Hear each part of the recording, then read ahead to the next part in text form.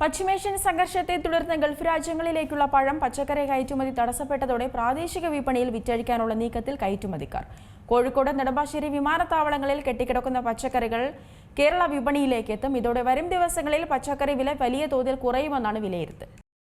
പശ്ചിമേഷ്യയിൽ സംഘർഷം തുടരുന്ന സാഹചര്യത്തിൽ ഗൾഫ് രാജ്യങ്ങളിലേക്കുള്ള പഴം പച്ചക്കറി കയറ്റുമതി തടസ്സപ്പെട്ടിരിക്കുകയാണ്. ഇതോടെ പ്രാദേശിക വിപണിയിൽ ഇവ വിറ്റഴിക്കാനുള്ള നീക്കത്തിലാണ് കയറ്റുമതിക്കാരും കർഷകരും. കോഴിക്കോട് നെടുമ്പാശ്ശേരി വിമാനത്താവളങ്ങളിൽ കെട്ടിക്കിടക്കുന്നതും കയറ്റുമതിക്കായി ശേഖരിച്ചതുമായ പച്ചക്കറികളാണ് കേരള വിപണിയിലേക്ക് എത്തുന്നത്.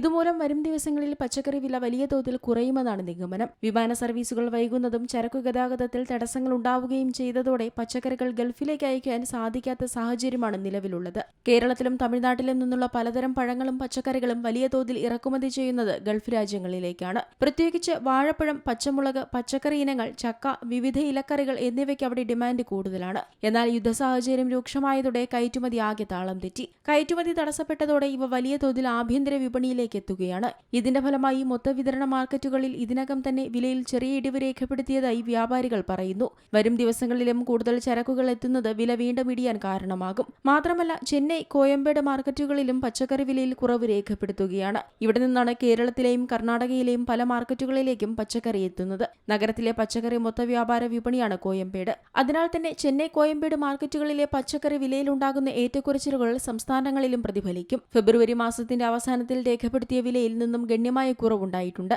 പച്ചമാങ്ങയ്ക്ക് ഫെബ്രുവരിയിൽ 110 രൂപയായിരുന്നു വിലയെങ്കിൽ നിലവിൽ 60 രൂപയേ വിലയുള്ളൂ. 50 രൂപയാണ് കുറഞ്ഞത്. ഇതിനൊപ്പം നാരങ്ങ, മുരിങ്ങക്കായ, വെളുത്തുള്ളി, പയർ, കോളിഫ്ലവർ എന്നിവയ്ക്കും വില കുറവുണ്ട്. കിലോയ്ക്ക് 150 രൂപയുണ്ടായിരുന്ന വെളുത്തുള്ളിക്ക് നിലവിൽ 130 രൂപയാണ് വില.